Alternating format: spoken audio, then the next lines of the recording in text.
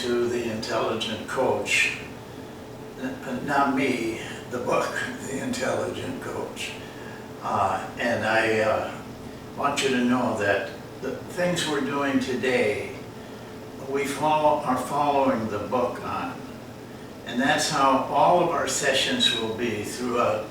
Might go as far along as 28, 30 sessions or presentations that we have. But we will always be following the book. So the book is very important to our class. Today I want to talk to you about the mind, because it is the first session in the book, the legitimate book. And we take a lot of stock in the mind. Our feeling is the mind is supreme because it controls everything. It controls your heart, it controls your lungs, it controls everything that you do and everything the players do. So in essence, you are coaching their mind, not their body. And they are playing with their mind. And at the end of this 28 sessions or reading the book, if we haven't convinced you of that, then we're at fault. But this work today will be that we're going to show you 3 stories from the book, and we'll tell you what page they're on, and we will read them to you because I feel more comfortable that I can say everything correctly about the story as it unfolds by reading it to you, rather than trying to express it myself and tell you what it means. We will talk about it. Each story, there's 3 of them, each story is about 3.5 minutes in length. And I don't really want to say any more about it. We'll just go ahead and start with the very first story in the book. The very first thing you will read in the book, if you haven't already read the book. The title of it is, the title of that presentation in the book is called It Shoots. It's on page 13. So let me start right from where it is, and I'll read it to you, and I hope I do a good job on that, so that but you can always go back to the book and find out if I was right or not. This starts with the master and his pupil. The pupil is confused because in China, or at least as this master teaches it, they do not aim in shooting the bow and arrow. And this bothers the student. So he goes to the master and he asks him about that. How can you hit the target if you don't aim at it? And the master replies like this: I do not deny, he said after a short silence, that there may be something in what you say. I do stand facing the goal in such a way that I'm bound to see it, even if I do not intentionally turn my gaze in that direction. On the other hand, I know that seeing is not enough, decides nothing, explains nothing, for I see the goal as though I don't see it. The student immediately then said, then you ought to be able to hit it blindfolded. The master turned on me, this is the student talking, turned on me a glance which made me fear that I had insulted him. Excuse me just a minute.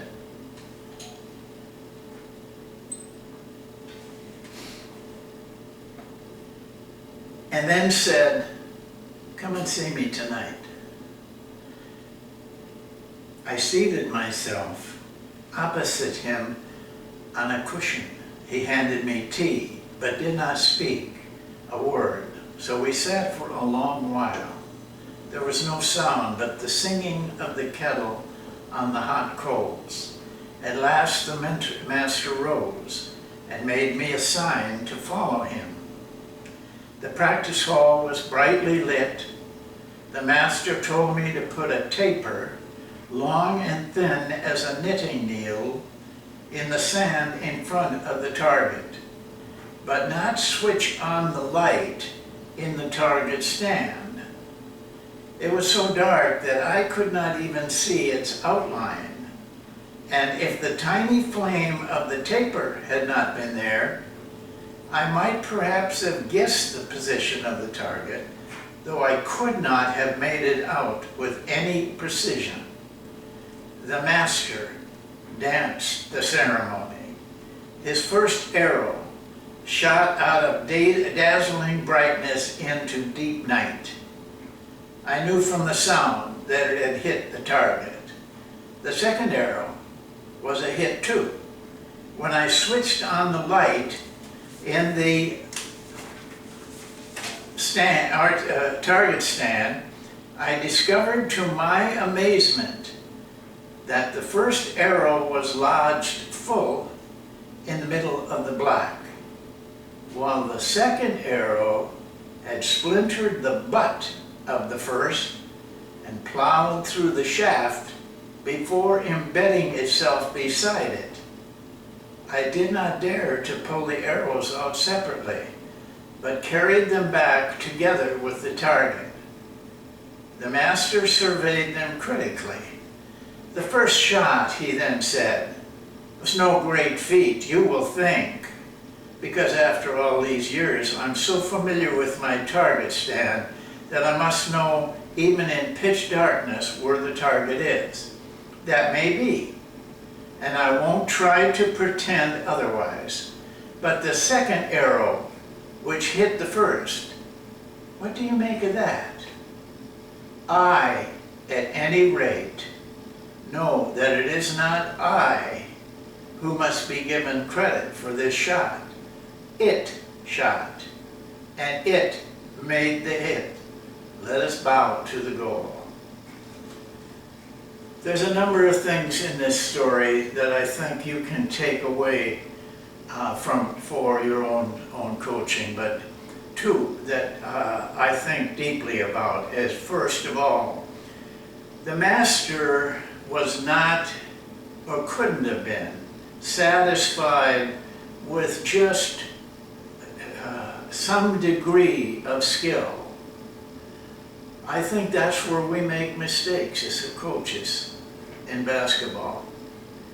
We don't go deep enough to bring out the most height of the skill that we're trying to teach. The master did it with himself, and he was doing it with his students. A higher degree of skill that is almost beyond comprehension in our way of thinking, not his. And the second thing is even a little bit more difficult. The shot and the words he said about it, which I'll explain to you in a little bit, are spiritual. In other words, it wasn't just a person making the shot. Something was involved that was beyond normal limits of thought. We call it spiritual. It, by the way, is used a lot in that kind of training. It is a word that no one seems to know what it means. And when asked, which in the book that created this story, when asked, they are told, "We can't tell you. You have to learn it from your own experience." I can't help you with it. The book can't help you with it, except this. That experience we're talking about is depth. And that we are trying to create with our teaching to you. So, those two things, but you might find other things in there. But don't be fooled into thinking that, well, this is just, this make-up stuff. They just made up a story. No, they didn't make up a story, because this same master did the same type of shot in 2 or 3 other places in China, outside of his place. It was the truth. They couldn't publish. It was published in a book called Zen and the Art of Archery, which I think every coach should know. But it's very, very hard to understand. But once you do, it opens up new doors for you. They could not have produced that book with such a lie. Well, we'll move on now to something, though, that is provable and is in our day and age. This is a story about a major league catch, and in it it'll be described, but then they come back, the scientists do, and they open up to you all the things that are taking place from the mind to the player making the catch. The mind, of course, is in his mind, and his mind is controlling him. Let me read to you the story. Randy, the big unit, that was his nickname, Johnson, fires a blazing fastball. Cecil Fielder swings from the ankles. The ball leaves the bat with a crack and streaks out toward the deep recesses of Yankee Stadium. Ken Griffey Jr. watches for an instant and then turns and runs like hell for the fences. The crowd rises to their feet and screaming with excitement. Griffey doesn't even slow down. At the last instant, he looks up and back over his shoulder, lifts his gloved hand, and wham, hits the padded outfield fence and slides to the dirt of the warning track. Up he leaps, ball in glove. Despite its partisan leanings, the crowd screams again, this time with respectful approval. How on earth did he do it? Neuroscientists are beginning to know. We already have, this is in the story, we already have a good idea of the general neurological picture of catching a fly ball. The moment the ball leaps from the bat into the sky, Griffey's eyes have spotted it and started following its trajectory. His brain instantly begins computing its path through the space, something I think you've never thought about in catching a ball. That's what's going on in your mind. Millions of neural instructions flash instant by instant to hundreds of different muscles in the book. In our book, The Intelligent Coach, we tell you that they go at about 250 miles per hour, but they go in short distances, so that 250 miles per hour is very, very fast. They tell those muscles how to run. See, the body isn't doing it. They're telling them how to run even, where to run, how to hold his body in a dynamic balance that will increase his speed and with exactly the right degree of relaxation and tension from the moment to moment Meanwhile, his brain continues to compute the ball's trajectory and to predict where it will be at a given moment in time. Griffey's running, hell-bent for leather, toward the outfield fence. His eyes send that information to the brain's visual system and thence to other neural networks. Those networks are computing the rapidly closing distance to the fence, how long it will be before he gets there, and when the ball will appear. At the last instant, he looks up and back over his shoulder. He spots the ball for an instant. In that moment, his brain receives the data from his visual cortex at the back of the brain, makes the final mid-course corrections, and orders the arm up and out to precisely the correct spot in space where the ball should be at that instant. It is. He catches it. He hits the wall. His brain has already ordered his muscles to relax as he hits. Oh, but don't relax the muscles in the hand with the glove and the ball. Was all of this unconscious? This is the sciences. Much of it was. I think you can see from that what a tremendous thing we have in the mind. But we ignore it. We're out there worried about hands here and muscles and all these things we don't need to worry about. The mind does that for us. It does it every day in your life, almost every few minutes in your life. Just like right now when I'm doing this, the mind is telling me to do that. Not telling me to do it, it's telling my muscles to do it. It's a remarkable story. And it's remarkable what the mind can do for us as coaches and for the players. We cannot ignore it any longer. If you do, you're going to be lost in the world, because there's going to be people who are paying attention to this. I'm one of them. I understand after 50 years of being in coaching that what I thought I was doing, I was not doing. Now I'm much smarter after all this study. I know what I should be doing to help a player improve.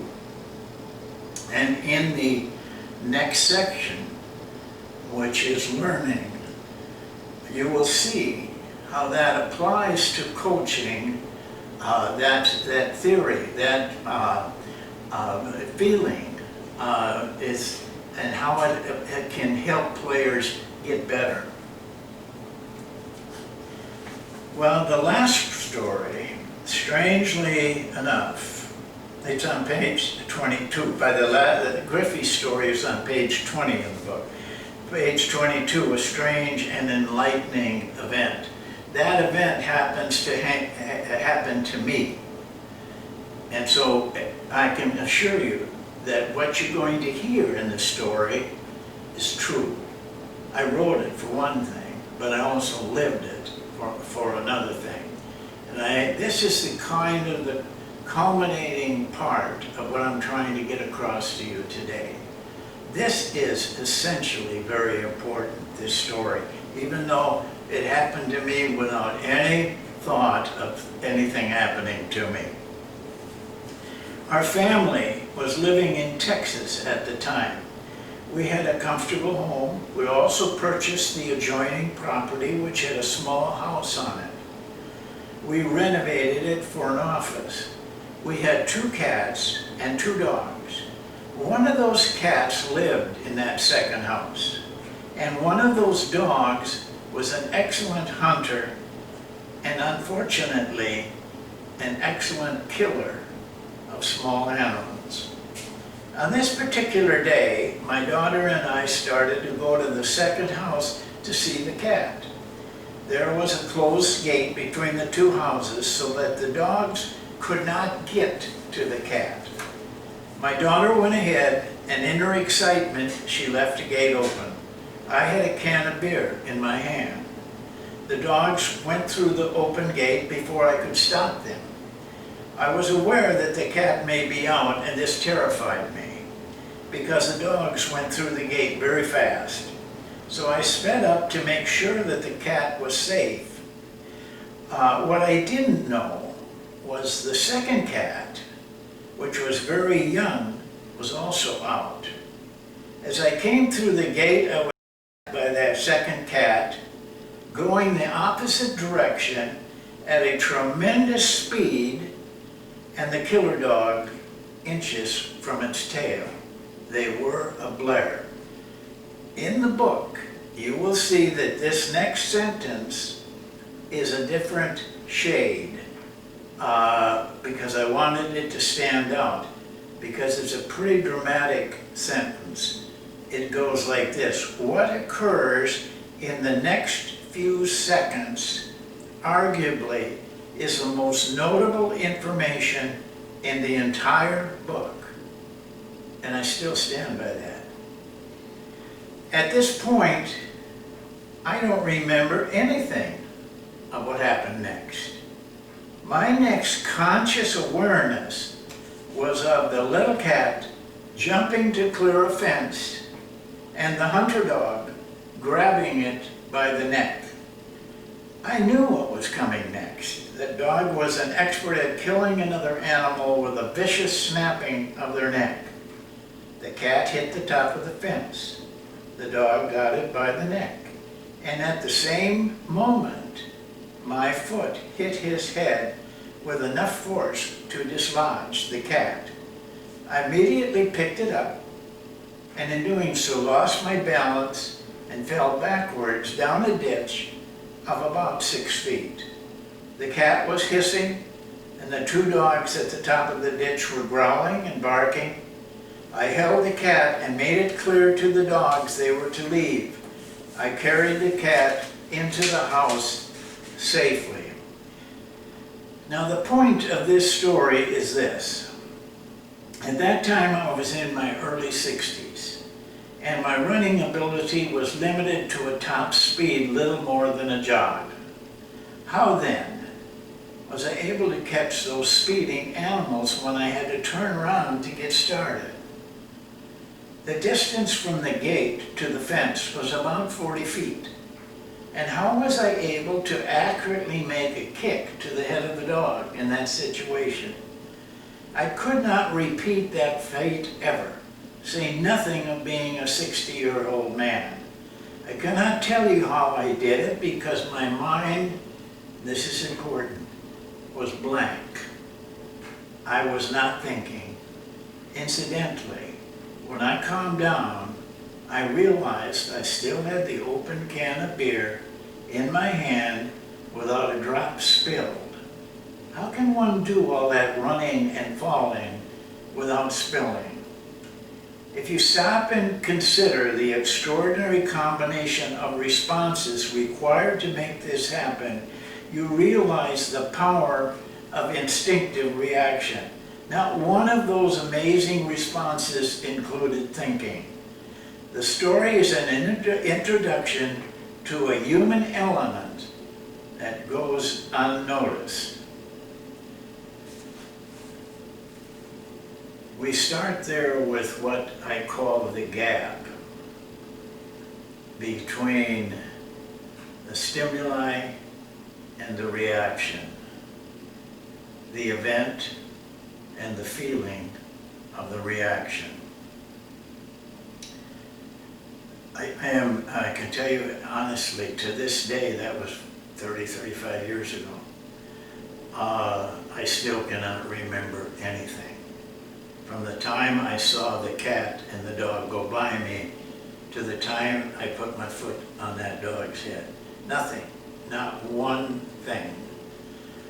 What is happening, and this is what you must understand, is that when the unconscious mind is trying to get something very complex done, it has the power to completely blank out the conscious mind.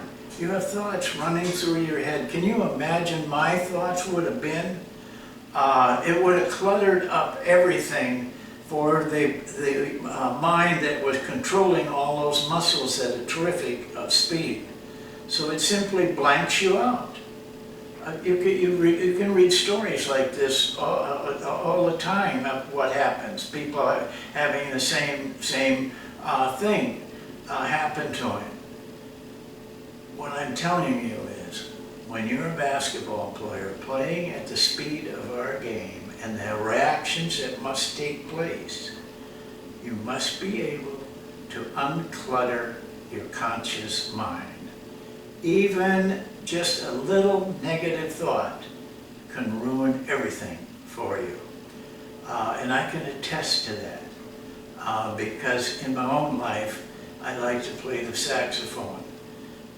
10 fingers all flying all over the place, and if you are thinking about where they're going, you're dead. You will sound like nothing you've ever heard before. But with the correct training, I have learned to do that without knowing where my fingers are doing or even thinking about them. And this is what our players have to do. Do you think when LeBron James comes down the floor and a guy all of a sudden is open ahead of him, and without even a thought, he fires a pass to him for a basket? He's not sitting there thinking, oh, that guy's open, I think I better get him the ball. What should I do? Should I shoot this kind of pass or a chest pass? He has no time to do any of that. And yet coaches train that way. They train, well, you know, if you see this guy in that situation, it's best to use a chest pass. Coaches, don't ever say those things like that to your players. It confuses them. It gets them cluttered in their mind. I thank you for listening today. We have two more of these sessions coming up, because what I'm trying to do is give you a lesson on the first part of the book, the first chapter or session in the book, and a little bit of learning. And then we'll go from there to training the mind with a drill. Simple drill. I'm going to show you as a coach how you can help your players learn to unclutter their mind and not think but feel. That will be the third one within about 4 days. I'd say Tuesday and Thursday for the second and third. Thank you very much, and listen, this is a great learning experience. So I hope you are taking it in and reading the book, because the book presents it in a little different way. Thank you, and see you next time.